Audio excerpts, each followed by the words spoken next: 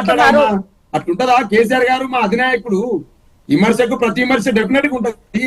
ఒక సందర్భంలో మౌనం ఉంటది, మౌనం వ్యూహం ఉంటది. కేసీఆర్ గారు ఏదో ఉత్తగా వచ్చిన కాదు, ఏదో అల్లల టప్పగా వచ్చిన ఆయన కాదు. చంద్రబాబు నాయుడిని, రాజశేఖర రెడ్డిని, అనేక మంది మహామధుల్ని ఓదుల్ని కొట్లాడి తెలంగాణ తెచ్చిన నాయకుడు. ఒకసారి వ్యూహం మౌనం అవుతుంది, మౌనం వ్యూహం అవుతుంది. అంటే కేసీఆర్ గారిని విమర్శించేప్పుడు పార్టీ కార్యకర్తలు సైలెంట్ గా ఉండడం కూడా అదొక వ్యూహం అంటారా? ఏజెంట్ నుంచి మాట్లాడాలి బీఆర్ఎస్ పార్టీ.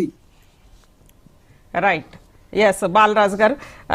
శ్రీకాంత్ గారు, 10 సంవత్సరాలు పార్టీలో ఉన్నారు, అంతకు ముందు కూడా ఉన్నారు. 10 సంవత్సరాలు అధికారంలో ఉన్నప్పుడు పార్టీ ఎంపీగా ఢిల్లీలో ఉన్నారు. పార్టీలో క్రియాశీలకంగానే కవిత గారు ఉన్నారు.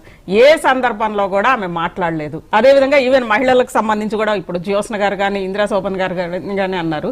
అనేక సమస్యలు వచ్చినప్పుడు కవిత గారిని కలిసి పోరాడం ఉన్నప్పుడు, లేదంటే కనీసం అపాయింట్మెంట్ ఇచ్చి రౌండ్ టేబుల్స్కి వీటికి రమ్మన్నప్పుడు కూడా ఆమె రాలేదు. ఈ రోజు అధికారం పోయిన తర్వాతే ఇవన్నీ కూడా గుర్తొచ్చాయి. అప్పుడు మాట్లాడుంటే బాగుండేది అనే ఒక భావన అయితే వచ్చింది. ఏంటి, ఏమంటారు? ముందుగా ప్యానల్లో ఉన్నటువంటి అక్కలందరికీ, మరి అదేవిధంగా మిత్రుడు బాలరాజు అన్నకు, అదేవిధంగా మీకు, మహా న్యూస్ ప్రేక్షకులకు తెలంగాణ ఉద్యమం నేను తెలియజేస్తున్నా. మాతో ఇందిరక్క కూడా గతంలో కూడా మాతో పనిచేసిళ్ళు, తెలంగాణ జాగృతిలో పనిచేసిళ్ళు. వారు కవితక్కను కూడా చాలా దగ్గరగా చూసినటువంటి వ్యక్తి. ఈ సందర్భాన్ని ఏం చెప్పదలుచుకున్నానంటే మేడం, ఈ రోజు వైరుధ్యాలు వచ్చినందుకు కవిత గారు మాట్లాడుతున్నారు అనేటువంటిది అబద్ధం. ఈ రోజు నేనేం చెప్పదలుచుకున్నా, ఇంతసేపు జ్యోత్స్న మేడం చెప్తున్నప్పుడు కూడా మహిళల పైన జరుగుతున్నటువంటి ఏదైతే అణచివేతలు ఉన్నాయో, ఏవైతే ఇట్లాంటివి ఉన్నాయో, వీటన్నిటినీ కూడా మహిళా సమాజం వాళ్ళు ఎదుర్కొని బయటికి రావాల్సినటువంటి పరిస్థితులన్నీ కూడా పూసగుచ్చినట్టు తను కూడా చెప్పడం జరిగింది. నేనేమంటున్నా, బీఆర్ఎస్ పార్టీలో మధ్యయుగం లాంటి ఆనవాళ్లు కనపడుతున్నాయి. మహిళల పట్ల వివక్షత అనేటువంటిది క్లియర్ గా కనిపిస్తా ఉంది. అందులో భాగంగానే ఈ రోజు మహిళలు అనేటువంటి వాళ్ళు ఎదుగొద్దని కోరుకుంటున్నారు. అందుకే ఈ రోజు కవిత గారిని ఇవాళ అణచివేసేటువంటి కుట్రలు చేసిందని చెప్పేసి నేను ఆరోపిస్తాను. ఒకటి. రెండవది ఏంది, ఈ యొక్క రాష్ట్రంలో రేపు రోజున మహిళా బిల్లు కనుక వచ్చినట్లయితే 33% రిజర్వేషన్స్ కనుక వస్తే ఈ ప్రాంతంలో 60-70 మంది మహిళలు ఈ రోజున ముఖ్యమంత్రులు మన ఎమ్మెల్యేలు అయ్యేటువంటి పరిస్థితి ఉంటుంది, శాసనసభ సభ్యులు అయ్యేటువంటి పరిస్థితి ఉంటుంది, చట్టసభలకు వచ్చే పరిస్థితి ఉంటుంది. అట్లాంటి తరుణంలో ఈ ఆడబిడ్డే రేపు రోజున వారిని శాసించేటువంటి ప్రమాదం ఉన్నది. రేపు కవిత కీలకంగా అవుతుంది, ఒక పవర్ సెంటర్ అయితే అని చెప్పేసి ఎవరైతే కుట్రదారులు అనుకున్నారో ఆ కుట్రదారులు పవర్ సెంటర్ గానే మేము లేమండి, మేము దానికి అగ్రి కావట్లేదు. ఎందుకని ఎందుకు చెప్తున్నాం, ఈ 9.5 సంవత్సరాల్లో మమ్మల్ని ఎంపీగా కంటెస్టెడ్ చేసి పంపి ఇచ్చిన దానికి కూడా కారణం కవిత గారు స్పెషల్ ఇంట్రెస్ట్ తో రాజకీయాలకు రాలే. ఇంతసేపు జ్యోత్స్న గారు కూడా మాట్లాడినప్పుడు, ఇందిరక్క కూడా మాట్లాడినప్పుడు భారత్ జాగృతిగా కూడా దీన్ని మార్చిలు కదా అన్నారు. కవితక్క యొక్క ఇంటెన్షన్ మొదటి నుంచి కూడా ఏంటంటే ఒక ఎన్జిఓని ఆర్గనైజ్ చేయాలి, అది ఇంటర్నేషనల్ గా ఎన్జిఓగా దాన్ని ఉండాలని చెప్పేసి కోరుకున్నారు. భారత రాష్ట్ర సమితి అనేటువంటి జరిగినప్పుడు కూడా ఆ యొక్క మీటింగ్ కూడా కవితక్కను ఆహ్వానిస్తే కూడా ఆ రోజు కూడా అభ్యంతరం తెలిపి ఆ మీటింగ్ అటెండ్ కాలే. తర్వాత కాలక్రమేణా వాళ్ళ విధానాలు ఏవైతే మా పైన రుద్దిల్లో ఆ రుద్దినటువంటి క్రమంలో విత్ ఇన్ ద పార్టీ ఉన్నప్పుడు, పార్టీ లైన్ దాటొద్దు కదా, పార్టీ విత్ ఇన్ ద పార్టీలో ఉన్నప్పుడు ఏదైతే రిప్రజెంటేషన్స్ కానీ వినతుల మధ్యలో మాత్రమే మా యొక్క కార్యాచరణ ఆ రోజున ఉన్నాయి. కాబట్టి అట్లా అణిగి మరిగి పనిచేసి మొహాన్ని చిరునవ్వు లేకపోయినా కానీ ఆ రోజున ఆ విధంగా అణిగి మరిగి పనిచేసుకోవాల్సినటువంటి పరిస్థితులు దాపరించినాయి. చివరికి ఏంది, ఈ రాష్ట్ర సంబంధించినటువంటి విభజన హామీలను అమలు కోసం ఆ రోజున పనిచేసినాం. ఈ రాష్ట్ర సంబంధించిన విభజన హామీలను ఈ రాష్ట్రానికి ఇయ్యాలి అని చెప్పేసి ఈ ప్రాంత సంబంధించిన ప్రయోజనాల కోసం ఆ రోజున కొట్లాడితే ఒక బెస్ట్ పార్లమెంటరీ అయింది. ఇలా మహిళా బిల్లు కోసం కొట్లాడి ఆ రోజున ఒక 22 రాష్ట్రాల సంబంధించిన ప్రతినిధులను అక్కడికి రప్పించి ఆ రాష్ట్ర ప్రభుత్వాలకు సంబంధించిన వాళ్ళని కలిసి సందర్భంగా ఎవరు కూడా పార్టీ అండగా ఇప్పుడు వాళ్ళు మాట్లాడిన అంశాలకు కూడా నేను సమాధానం చెప్పాల్సిన అవసరం. ఏదైతే మహిళా కమిషన్ తెలంగాణ ప్రాంతంలో ఇయ్యట్లేదని చెప్పేసి మహిళలను మంత్రులుగా అవకాశం కల్పిస్తలేదని కూడా విత్ ఇన్ ద పార్టీ కవితక్క అంతర్గతంగా కొట్లాడింది. అందులో భాగంగానే సత్యవతి రాథోడ్ గారు అయితే, సబితా ఇంద్రారెడ్డి గారు అయితే, ఏ రోజు కూడా తెలంగాణ ఉద్యమం లేనటువంటి మహిళలకు కూడా ఇలా పార్టీలో పదవులు ఇచ్చిండ్రు. నేనేమంటున్నా, మీకు ఎమ్మెల్సీ ఇచ్చినాం, మీకు ఎంపీ ఇచ్చినామంటే మీ దయాదాక్షణాలతో రాలే. కవితక్క గారు 2008 నుంచి 2014 వరకు కాలికి బల్పం కట్టకుండా తెలంగాణ ప్రాంతంలో 1,00,000 కిలోమీటర్ పాదయాత్ర చేసి ఈ ప్రాంత సమస్యలను అవగతం చేసుకున్నటువంటి ఒక ఉద్యమ నాయకురాలు. ఆయన రక్తాన్ని పంచుకొని నువ్వు పుట్టినటువంటి బిడ్డే కదా, మరి పోరాటాలు చేయొద్దు, నువ్వు ప్రశ్నించొద్దు అని అంటే ఎట్లా ప్రశ్నించకుంటుంటుందంటే కవిత గారు? ఇలా ఆడబిడ్డను ఒంటరిని చేసి ఇలా మీరు చేస్తున్నారు. మేమేమంటున్నాం, ఇంటర్నేషనల్ ఎన్జిఓ స్థాపించిన తర్వాత భారత్ జాగృతి కూడా వేరే రిజిస్ట్రేషన్ నెంబర్ తెచ్చుకొని మేము పనిచేస్తామన్నాం. విత్ ఇన్ ద తెలంగాణలో మాత్రం తెలంగాణ జాగృతిగానే మేము పనిచేస్తామని చెప్పేసి ముషిరాబాద్ లో జరిగినటువంటి ఫంక్షన్ హాల్లో కవిత గారు ప్రకటించారు. ఈ విషయాన్ని ఈ సందర్భంగా నేను తెలియజేస్తాను. అదేవిధంగా నేను ఈ సందర్భంగా చెప్తున్నా మేడం, 1989 సంవత్సరంలో ఆనాడు నిండు సభలో జయలలిత గారిని ఏ విధంగానైతే ఆనాటి ఉన్నటువంటి ప్రతిపక్షాలు అవమానించిందో ఇలా బీఆర్ఎస్ పార్టీ అక్కడ ప్రతిపక్షం అంటే సభలో అవమానించకుండా వితిన్ ద పార్టీ కుటుంబ పార్టీగా ఉండి కూడా ఈ రోజు ఆమెను అనేక రకాల ఇబ్బంది పెడితే శబదం చేసి కన్నీళ్లతో పోయినటువంటి మహిళ ఒక ముఖ్యమంత్రిగా తిరిగి వచ్చింది. సభలో జయలలితని అవమానించిన రీతిలో బీఆర్ఎస్ లో కవిత అంతర్గతంగా ఇవన్నీ విమర్శిస్తున్నారు. ఆ రేంజ్ లో అవమానం జరిగింది, ఆ విధంగా జరిగినాయి కాబట్టి వాటిని బయట పనిచేస్తారు. ఇలా నేనేమంటున్నా మేడం, ఈ కవిత గారికి ఆ శక్తి ఉన్నది, ఒక చరిష్మా ఉన్నది, ఈ తెలంగాణ సంస్కృతిని విశ్వపీఠం పైన నిలబెట్టినటువంటి మహిళ.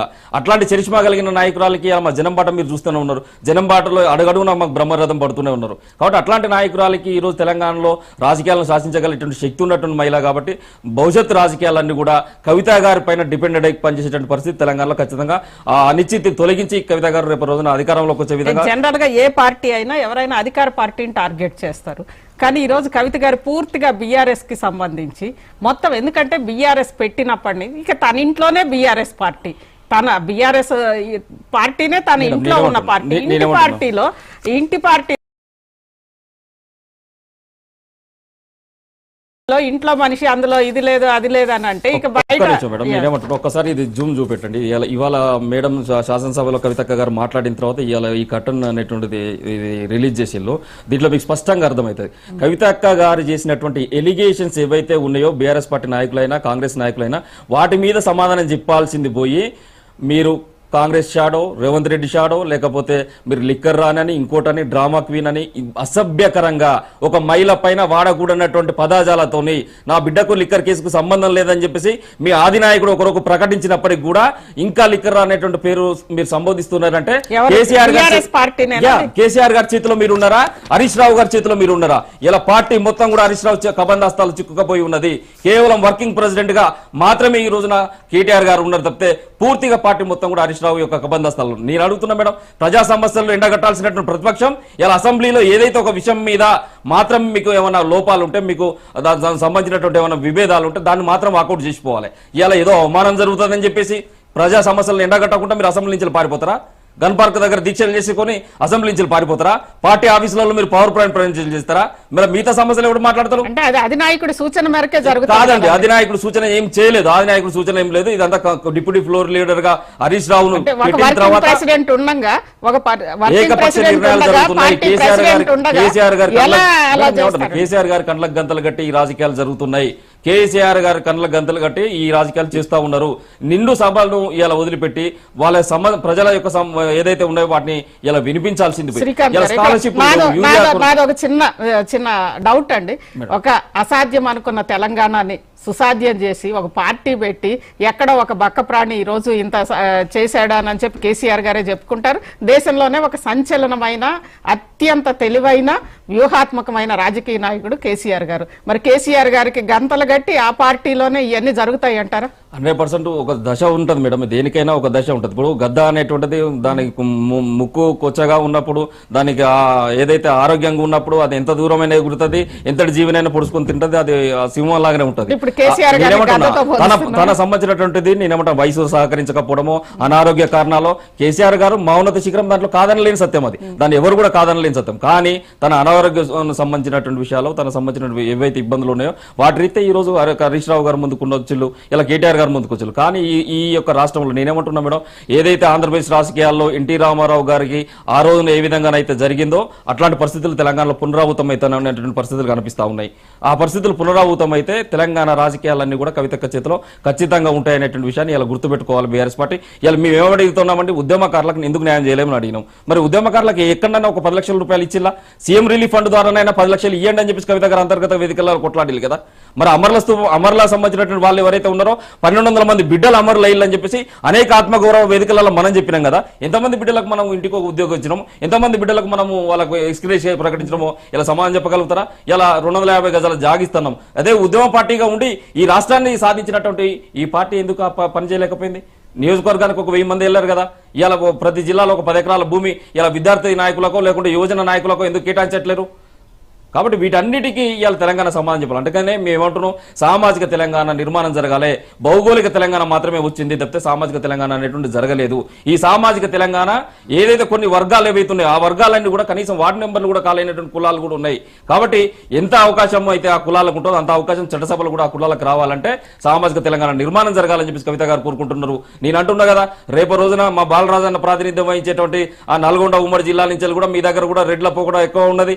ఒక బీసీ నాయకుని, ఒక ఉద్యమకారుని జైల్లోకి పోయిన రబ్బర్ బుల్లెట్ అన్ని చేసినావు.